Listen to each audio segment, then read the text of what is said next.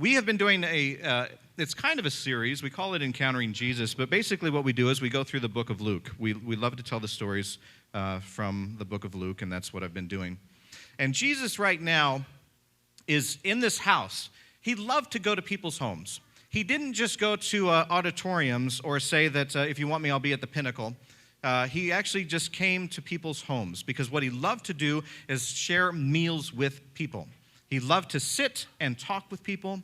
So much of Jesus' ministry was one-on-one conversations. Wasn't big speeches, it was one-on-one conversations. Hi, how you doing? I'm Jesus. I want to tell you a story. That's what it was like. Imagine that. I know!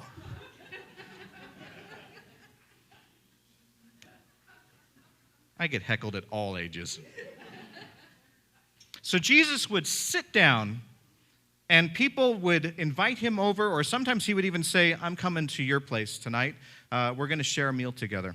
And I just want to get to know you better, and I'll tell you a little bit about myself. And that's how Jesus' ministry started. And here we are 2,000 years later, still doing the same thing.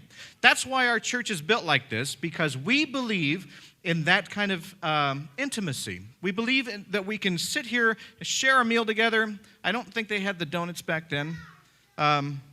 They may have, but we can have that conversation. And that's what Jesus is doing in this particular time. He's sitting and talking with people, and he's telling them about the kingdom of God. He's telling them about the love your neighbor. He's telling them about the gospel. And at his feet is a woman named Mary, and she is like this. When Jesus is talking, she is like this, and she is listening intently to what Jesus is saying. Now, the way that she is positioned here is significant. It's really significant if you're somebody that is in a role of discipleship. Because this is how people would, before Jesus, there were leaders of things. There were leaders in the Old Testament, there were pastors, there were things like that. And when they would preach, the people around him would sit on their knees like that and listen to what they were saying. They were the followers. They were the people to learn what they were doing, and then they were the person that were going to take that message out into the world and be the pastors themselves, to be the message givers themselves. What's significant about this is that we find ourselves in the first century.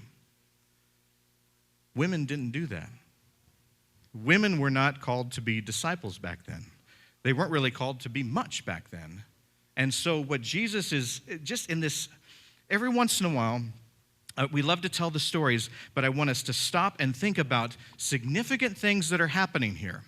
Because one of the most significant things that are happening here is something that is just easily we just go right by it. But the fact that somebody is sitting here and is a woman and listening to Jesus means that Jesus is saying, I don't really care if you're a woman or if a man or you're a disciple. I'm telling you the story. That was groundbreaking back then. That was something that even if you were writing the story in the First Testament, you might want to leave that out. In the first century, if you were writing the story, as Luke is writing the story, you might want to leave that part out because in many cases, what that does is it gives people an argument. Oh, he's preaching to women? Women were part of his discipleship? Null and void. Null and void.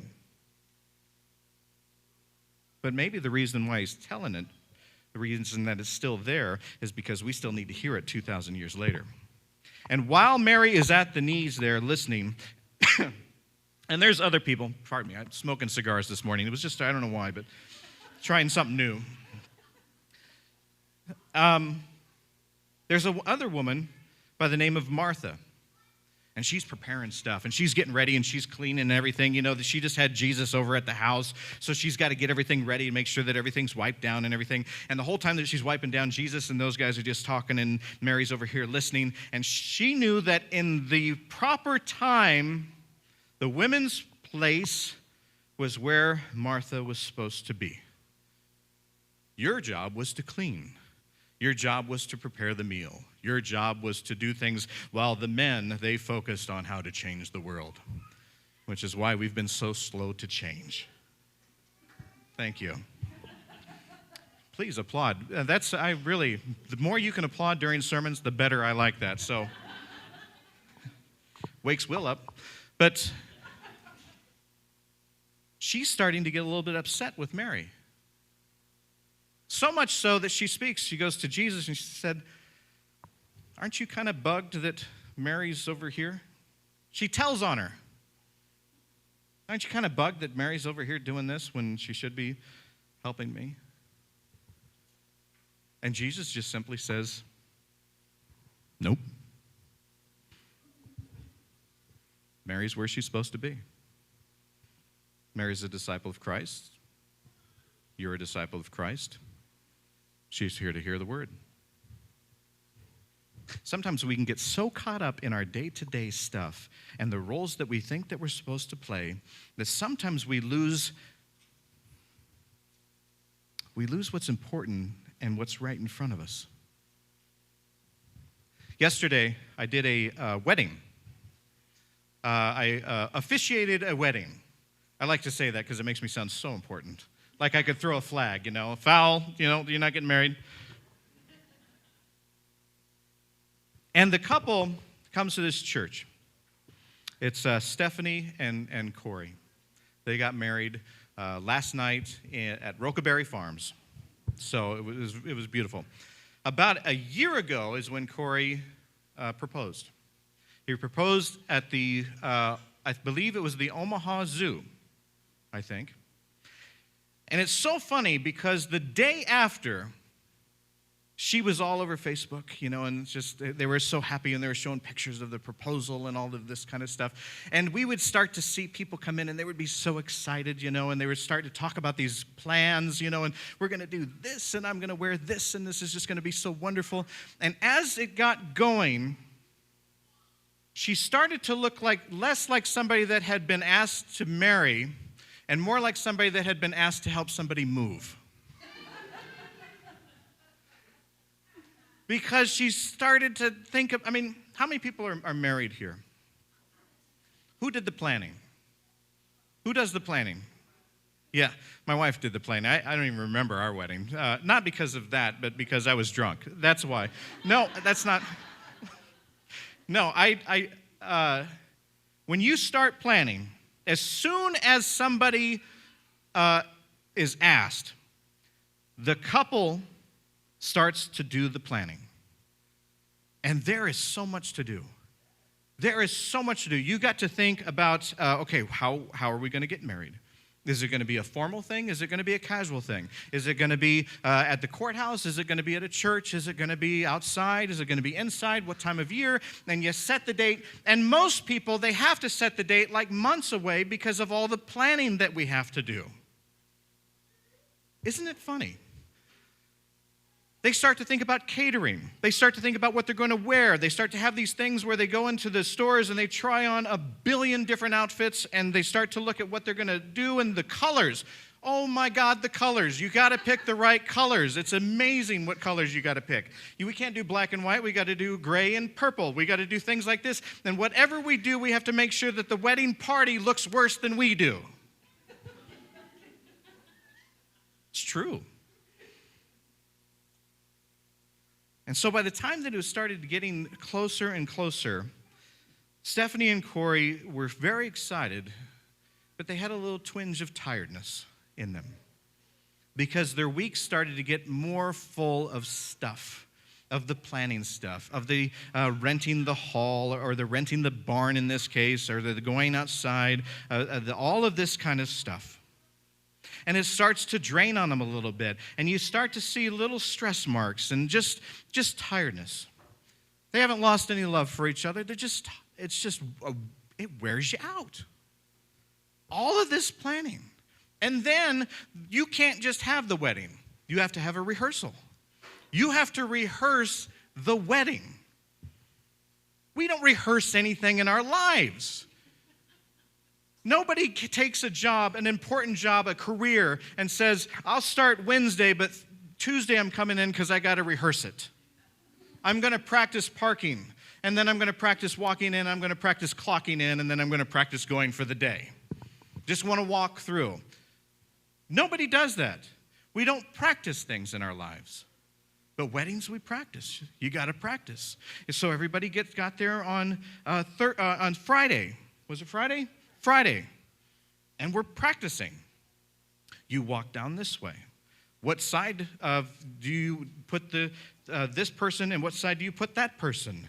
And does it matter? And are you going to walk in with this person, or do you have to walk in with that person? And when do we leave? And what pace do we walk? Do we just come rushing in, or do we walk slowly? And when we go there, do we walk through the barn this way, or do we walk around this way? And when do we do this, and all of this kind of stuff? And it gets a little crazy.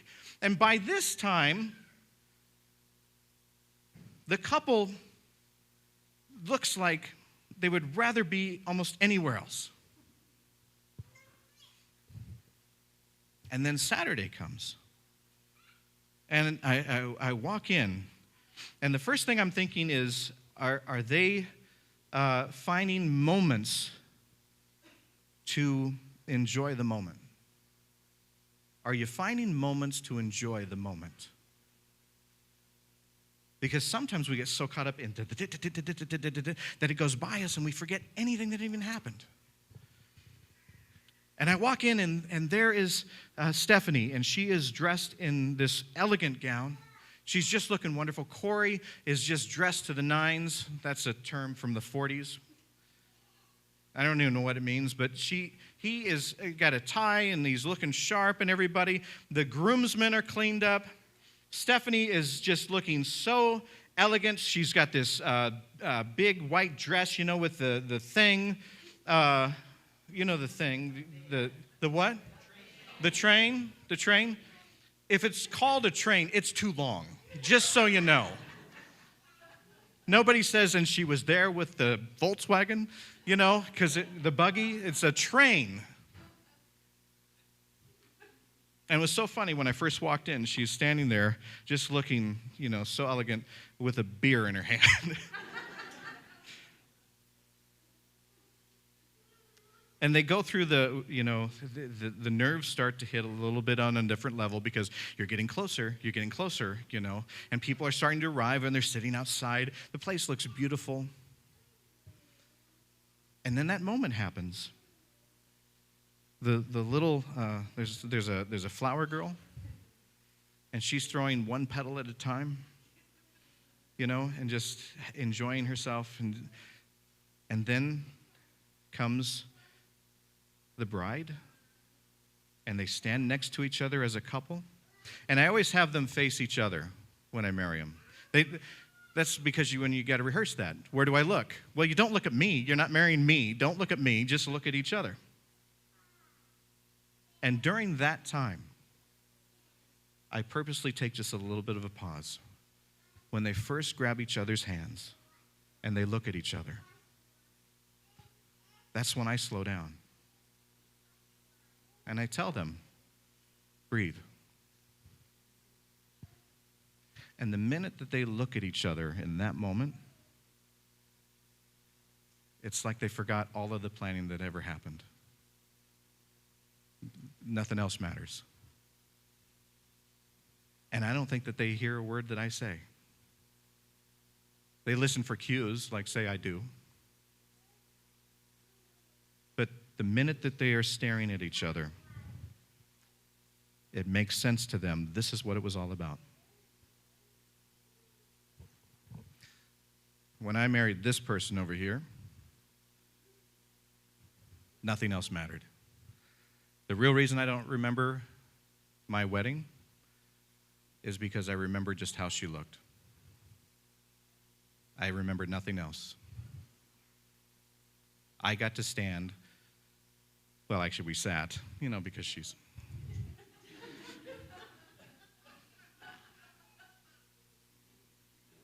And I got to look at the most beautiful person and celebrate the fact that I was going to be able to spend my life with her.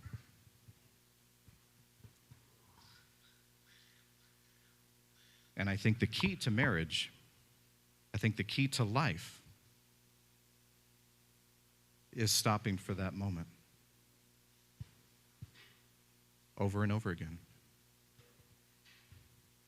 It works for marriage. It works for friendships. It works for jobs. It works for wherever you are in life. Are you pausing to reflect on just how wonderful you have it?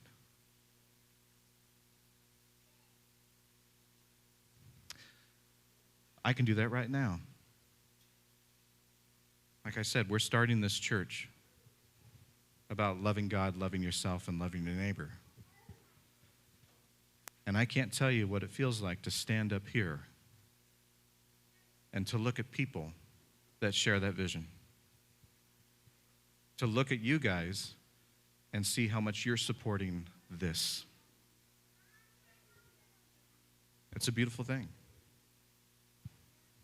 So I hope that whenever we are out this week or doing anything, we do have a lot of busy schedules. We do have a lot of things that we look at and a lot of things that we watch and a lot of things that we listen to. We do have things that give us trouble and stress us out and all that stuff. I would really like to invite us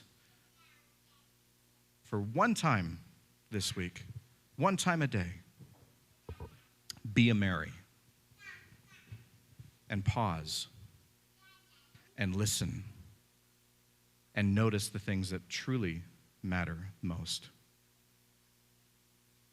The things that can't be rehearsed, but the things that keep us going.